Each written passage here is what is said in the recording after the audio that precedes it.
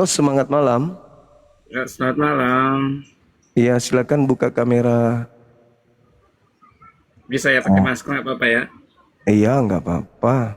Oke, kita masuk tema atau mau curhat-curhatan kayak tadi? Gimana bang? Bagus. Apa diskusinya? Ini terkait dengan Matius 23 nomor 39, kaitannya dengan di Al-Quran kami, As-Sukruf ayat 61, atau di dalam Ali Imran ayat 55, bagaimana Allah pencipta langit dan bumi mengangkat Nabi Isa alaihissalam dan nanti datang kedua kalinya setelah dekatnya hari kiamat sebagai pertanda. Ini mutawaffiq wa rafi'uka ilayya wa mutahhiruka minal ladina kafaru wa ja'ilul ladina taba'uk fawqal ladina kafaru ila yaumil qiyamah. Al-Quran saya mengatakan pada saat orang-orang Yahudi ingin menyalib Nabi Isa, Allah mengangkat Nabi Isa, menyelamatkan Nabi Isa. Lalu Nabi Isa kemudian berkata kepada murid-muridnya, "Man ansari ilallah?" Siapa di antara kalian yang akan membantu saya menjalankan kemudian misi penyelamatan terhadap kaum Bani Israel? Para sahabat menjawab bahwa nahnu ansarullah, kamilah yang akan membantu kamu untuk mengajarkan ajaran Allah kepada kaum kita Bani Israel. Amanna billah, kami beriman kepada Allah, wa syahadu bi anna muslimun, dan saksikanlah sesungguhnya kami muridmu ini adalah orang-orang muslim. Nah, ternyata Yesus pun berpesan di dalam Matius 23 nomor 39. Apa kata beliau?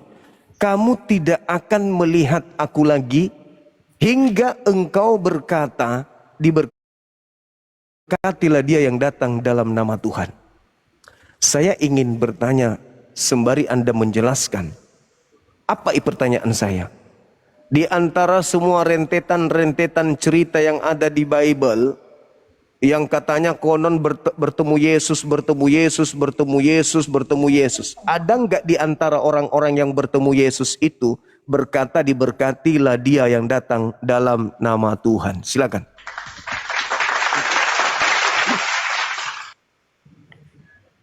Makasih sahabat Emira. Sahabat-sahabat yang lain yang mendukung, makasih, syukran. Barakallahu fiik. Silakan. Allah melipat gandakan data dari rezekinya. 23. Dengan ansar saya. Ya. Iya. Matius 23:39. Jadi bang semua ngambil kesimpulan bahwa bertanya bahwa mubaraklah ia datang dengan nama Tuhan. Ya. Iya. Aku tidak akan kamu lihat lagi sampai engkau berkata, diberkatilah dia yang datang dalam nama Tuhan. Gitu. Nah, rentetan orang yang mengaku bertemu Yesus, Ananias, Paulus, Markus, Maria, dan seterusnya itu, apakah pernah mereka berkata kepada sosok yang mereka lihat, diberkatilah dia yang datang dalam nama Tuhan? Ada nggak ucapan itu? Seperti Paulus misalnya, ketika ke Damsyik, siapakah engkau Tuhan? Akulah Yesus yang kau aniaya. Nah, menurut Matius 23, kalau itu Yesus, maka Paulus harus berkata, diberkatilah engkau yang datang dalam nama Tuhan. Pertanyaan saya, adakah ucapan itu dari Paulus? Silakan.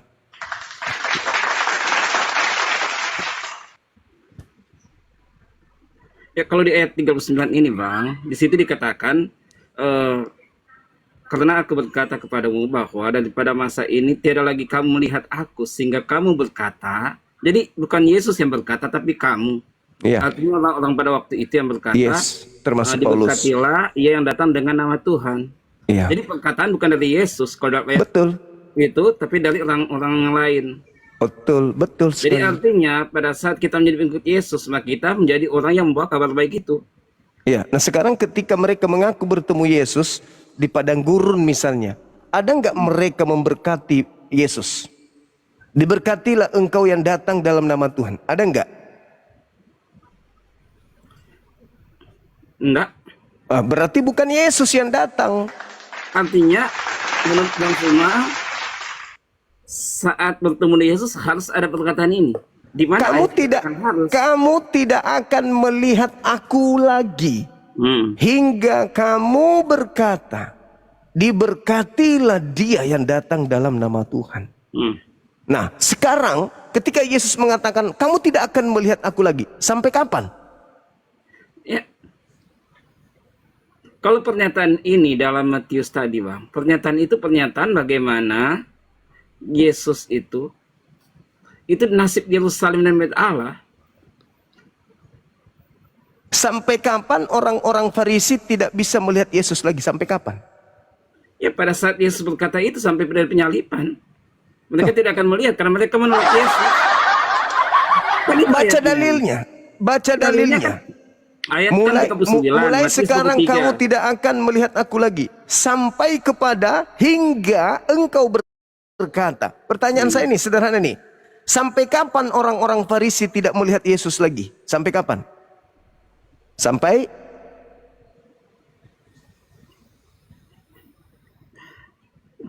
Maksud Bang Suma apa? Kan ayat ini menyatakan gini, Bang. Ayat sini kan dia dari 37 sampai 39 itu di perikop nasib Yerusalem dan Bait Allah. yes. Betul?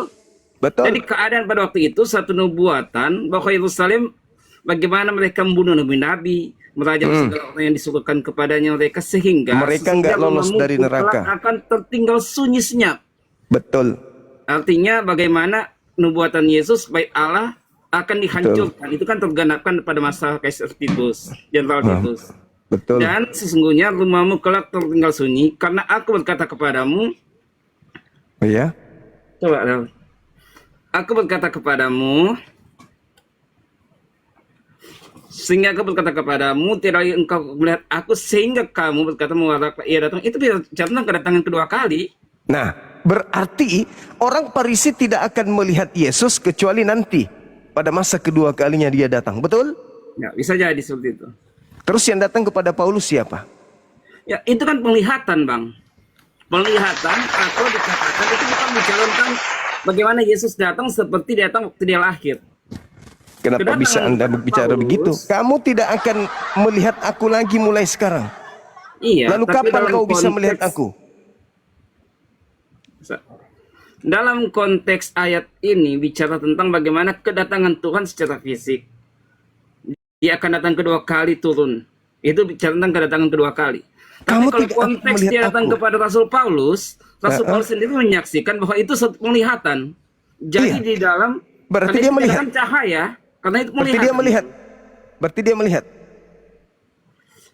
Dia melihat Yesus yang datang dalam Nah, bentuk kamu cahaya. tidak akan melihat aku lagi hingga kamu berkata, diberkatilah dia yang datang dalam nama Tuhan. Berarti yang dilihat oleh Paulus bukan Yesus.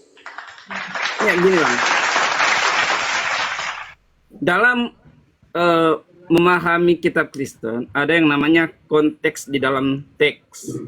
Itu Iya kan tahu. sekedar teks doang, Iya tahu. tapi tahu. ada konteks cerita.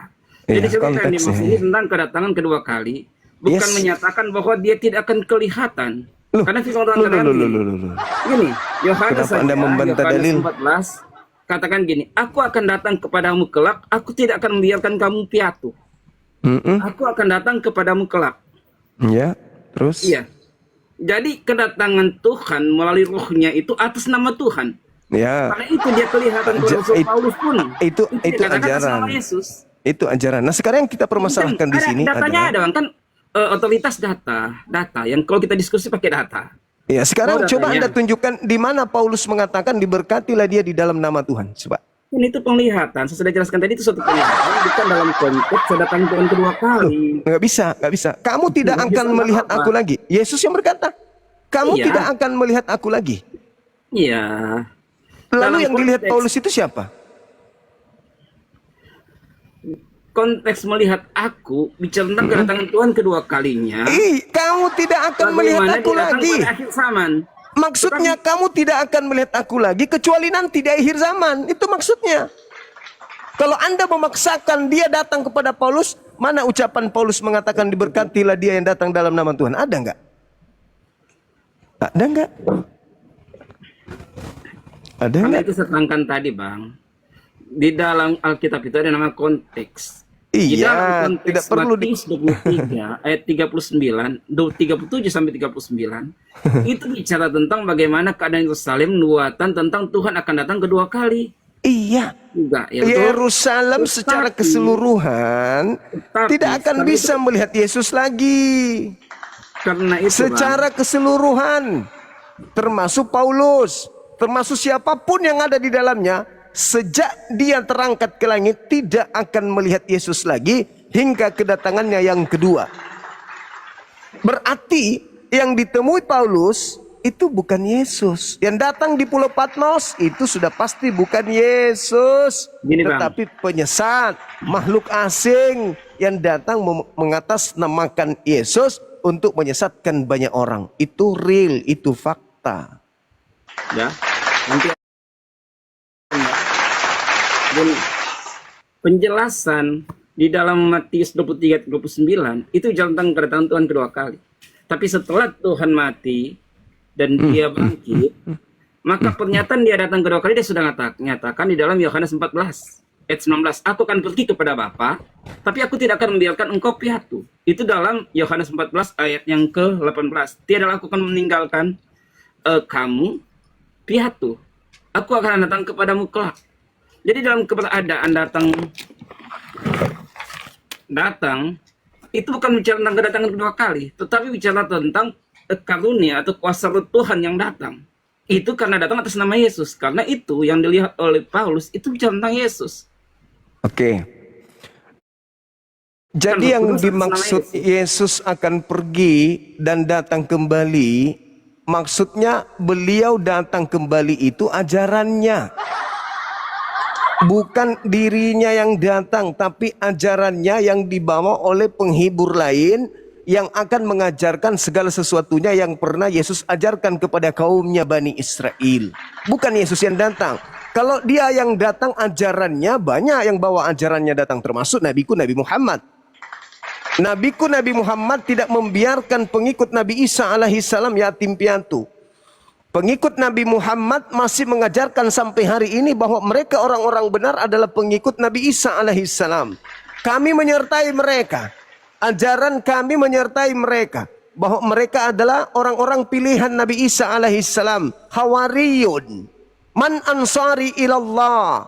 Qalal hawariyun. Nahnu ansarullah. Amanna billah. Washhad bi'anna muslimun. Kami tahu ajaran Nabi Isa, ajaran pengikut Nabi Isa mengajarkan ajaran yang sama yang diberitakan secara goib kepada baginda Rasulullah Muhammad SAW. Mereka tidak dibiarkan menjadi yatim piatu. Ada kami saudaranya yang meluruskan akidah mereka yang sudah diborbardir oleh Barat dengan agama Kristen. Nah, sekarang permasalahannya bukan di situ. Engkau tidak akan melihat aku lagi. 1 Korintus 9 nomor 1 kata Paulus, bukankah aku Paulus yang telah melihat Yesus? Orang Farisi bernama Paulus ini mengaku melihat Yesus.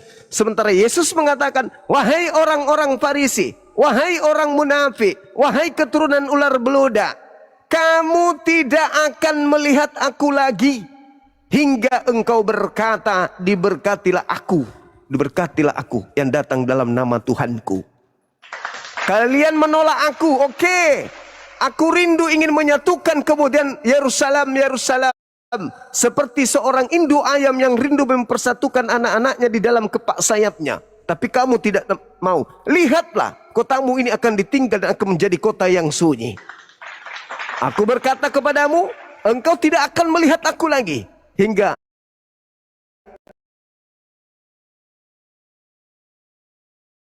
bihi qablal maut wa yaumal qiyamati yakunu alaihim syahida.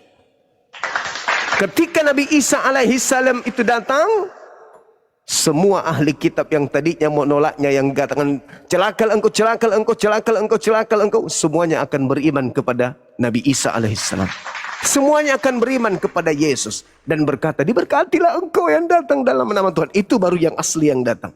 Nah, datang kepada Paulus, ada enggak ucapan seperti itu? Tidak ada. Oleh karena itu, yang datang kepada Paulus adalah sosok asing yang memakai nama Yesus, yang mana dia adalah penggenapan dari pernyataan Yesus, waspadalah kepada iblis yang datang kepadamu memakai namaku, mereka akan menyesatkan banyak orang. Mana orang banyak yang disesatkan oleh Yesus palsu ini? Kristen.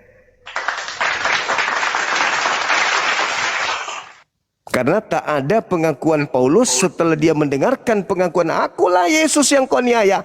Harusnya Paulus berkata, diberkatilah engkau yang datang dalam nama Tuhan. Gantian bisa. Tetapi tidak, berarti itu bukan Yesus. Silakan. Ya, gini Bang.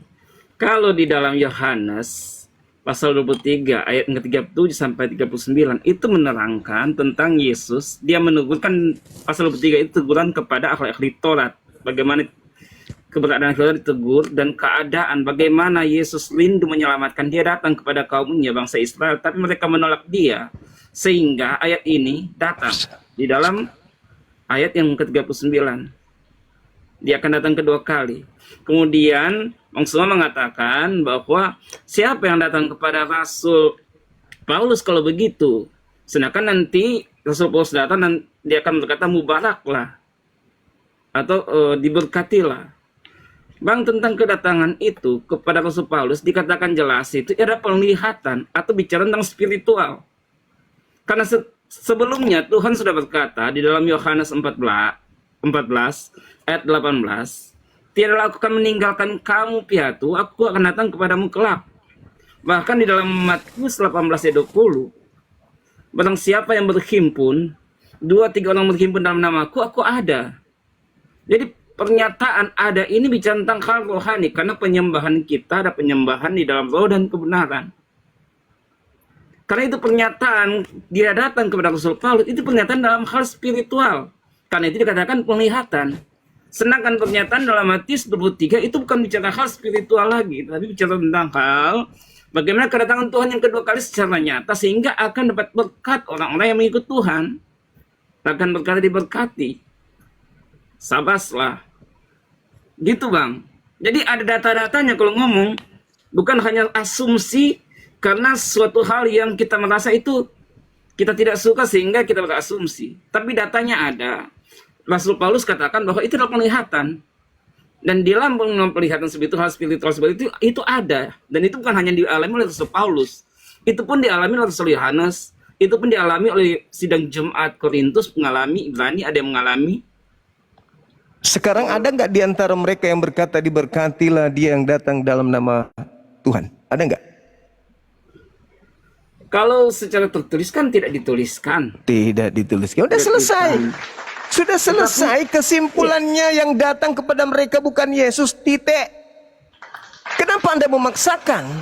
Engkau tidak akan melihat aku lagi. Titik. Kalaupun ada yang mengaku Yesus, itu bukan aku.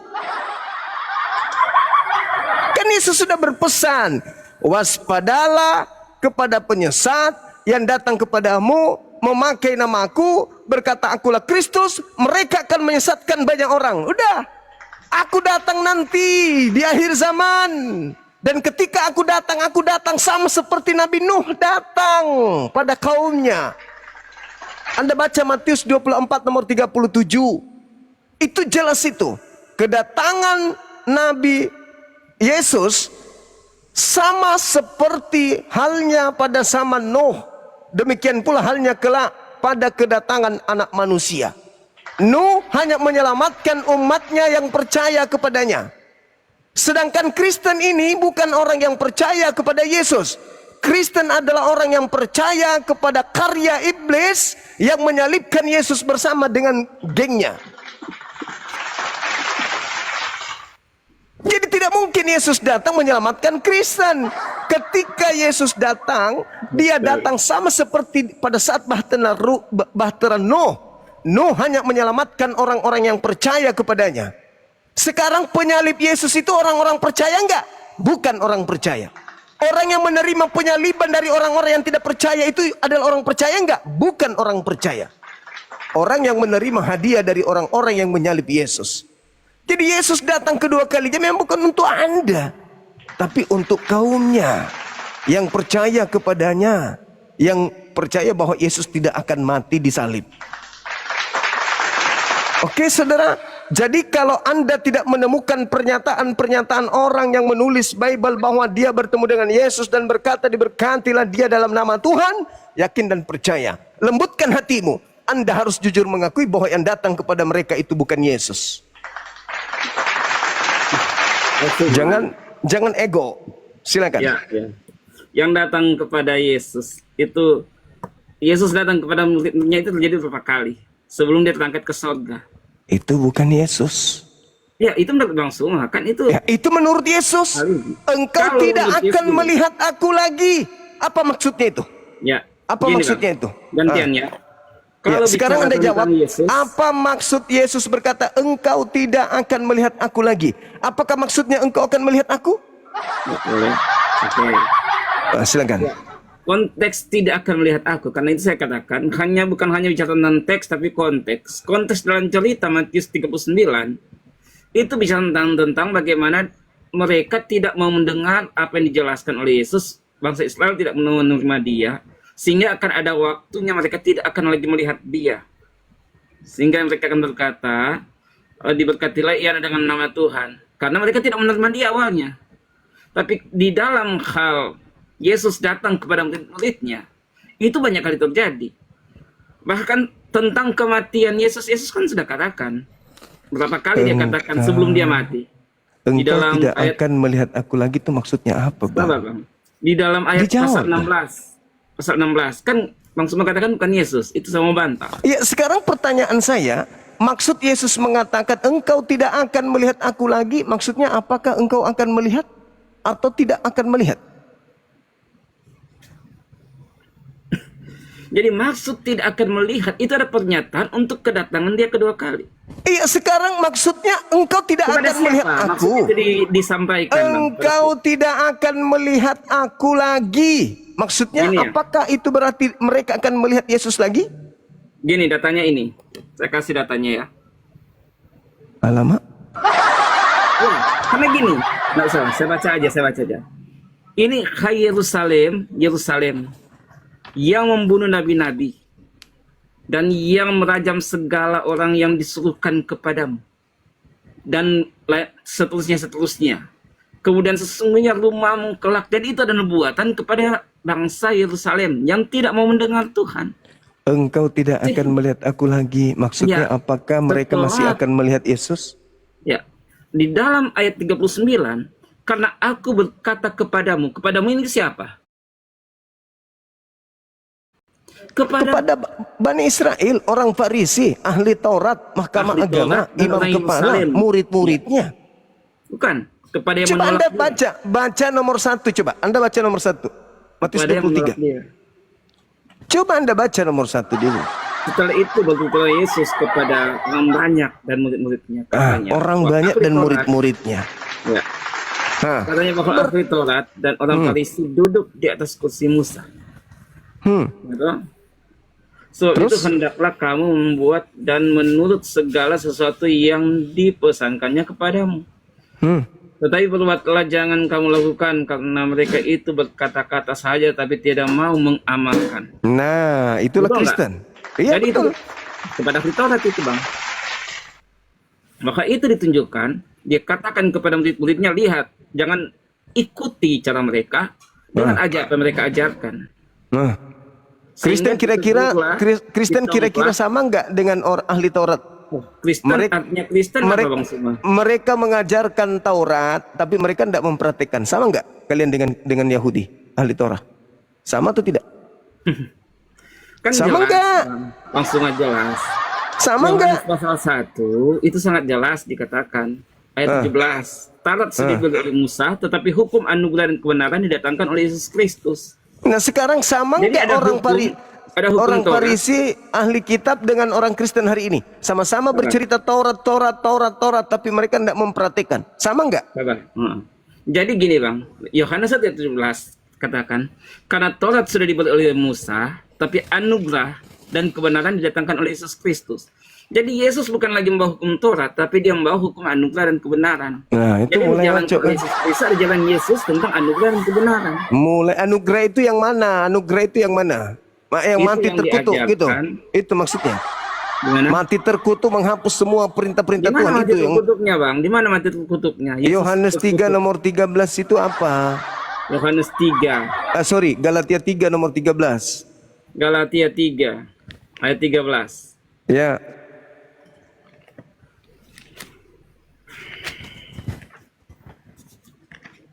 Bagaimana? Ayat 13 ya. Maka Kristus sudah menebus kita daripada kutuk Taurat itu dengan menjadi suatu kutuk karena kita. Karena tersurat bahwa terkutuklah tiap orang yang tergantung pada kayu. Di mana Yesus terkutuk di sini? Itu siapa itu yang digantung di tiang salib? Terkutuklah tiap-tiap orang yang tergantung pada kayu. Nah, siapa itu yang digantung di antaranya? Kan banyak yang digantung. Yesus digantung nggak? Kalau gini, Bang. Terkutuklah orang yang tergantung pada kayu. Itu bicara tentang keadaan di dalam Ulangan 21 ayat 23. Nah, Yesus Betul digantung nggak? Pada nggak? waktu itu dia memakai orang yang melakukan akan kesalahan dosa yang menyebabkan kutukan, maka mereka digantung. Artinya Yesus digantung nggak? Yesus digantung nggak? Yesus tersalib? Nah, terkutuk nggak? Nggak terkutuk. Lah, itu dalilnya begitu. Sebab Gimana ada terkutuknya? tertulis, terkutuklah orang yang digantung. Yesus digantung. Yesus tersalib. Nah, terkutuk nggak menurut dalil itu? Kan terkutuk bagi orang yang melakukan kesalahan. Yesus ada salah nggak? Kenapa dia disalib kalau begitu? Kalau dia disalib, dikatakan sini, ayatnya gini. Maka Kristus sudah menebus kita Iya, menebus. daripada kutuk Taurat, itu dengan menjadi suatu kutuk. Ya. Jadi artinya gini, Bang. Yesus bedakan menjadi apa antara dia? Terkutuk, Jadi Yesus menjadi apa di situ? Taurat. Yesus Bedakan menjadi apa? antara terkutuk dan Yesus mengambil kutuk. Tapi Yesus mengalahkan kutuk itu, Bang. Itu yang Buktinya dia terjadi pada digantung. Yesus. Iya, buktinya kan dia gantung, tapi dia bangkit, dia selamat. Lah, maksudnya apa ini? Yang terkutuk itu, mereka itu mati. Mati, Biasa. binasa. Artinya orang yang tergantung di kayu itu, bumi tidak menerima dia, surga tidak menerima dia. Tapi Yesus dia dikuburkan, bahkan dia menaklukkan kematian itu. Lalu keluar. Bukti dia taklukkan kutuk itu. Berarti keluar dari kematian, keluar dari kubur. Dia bangkit. Nah, setelah bangkit ada nggak muridnya berkata, diberkatilah engkau yang datang dalam nama Tuhan? Ada nggak? Justru kebangkitan itu sudah menjadi suatu nubuat. Dia katakan Iya, dia akan mati, sekarang tapi dia akan ketika bangkit. dia bangkit, Anda katakan Yesus bangkit, ada nggak muridnya setelah tahu itu Yesus berkata, diberkatilah dia yang datang dalam nama Tuhan? Ada nggak? Maksudnya masa satu ayat doang menjadi satu ukuran harus seperti itu, Bang? Engkau tidak akan melihat aku lagi. Iya, tapi dalam Makasih. konteks. Konteks apa? Apa? Konteks itu kepada ahli Taurat yang tidak mendengar. Iya, kalau itu Yesus yang keluar dari kubur, berarti mereka akan menyambutnya dengan berkata, diberkatilah engkau yang datang dalam nama Tuhan. Ada nggak mereka mengatakan itu? Nggak ada, malah mengira hantu. Semua diskusi ini kemana-mana, ayatnya ini kemana? Saudaraku, Yesus sendiri berkata, engkau tidak akan melihat aku lagi. Berarti setelah dia pergi, dia tidak datang kecuali nanti di akhir zaman. Wa in min ahlil kitab, semua ahli kitab akan beriman kepadanya ketika ia datang yang kedua kalinya nanti di akhir zaman, bukan waktu abad pertama. Makanya ketika datang di abad pertama itu, yang datang itu bukan Yesus, tetapi makhluk asing yang memakai nama Yesus untuk menyesatkan banyak orang. Nah itu.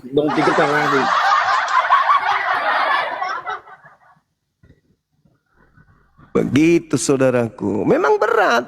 Anda membantah dalil. Itu kan pendapat Bang Suma.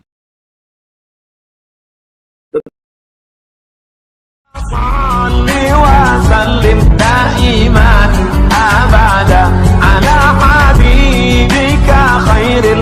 ألقيكم